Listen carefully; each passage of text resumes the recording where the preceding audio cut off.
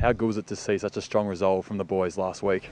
Oh, look, it was fantastic. They were right under the pump, obviously. You know, it was really tough, trying conditions, and we didn't start that well. It wasn't our best game, but to finish off that last quarter, or probably last quarter and 10 minutes, it was just fantastic for the boys to show, as you said, an enormous amount of resolve and fight, and then to see the expressions on their face and the way they reacted on the final siren showed that it meant a hell of a lot to them. So it was just great.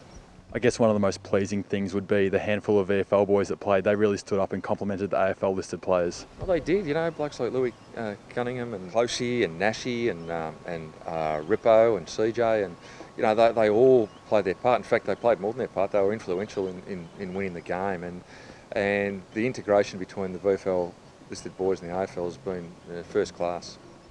Of the AFL listed players that played, who caught your eye there?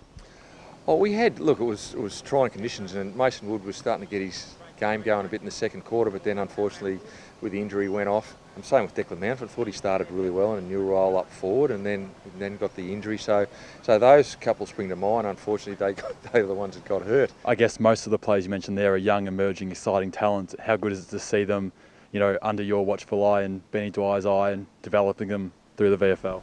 Oh, it's very nourishing, so to speak, for us, because we work with them day to day, and to see them developing the way they are, and when they get their opportunities, hopefully they'll be ready to go. But it's very rewarding, very enjoyable working with all those guys. They're good kids, and even the guys like Sammy Durden and Benny Mackay have been in the system a couple of years now too. They're really good to work with. They're really eager to learn, and so when they get their opportunities, they should be ready to go.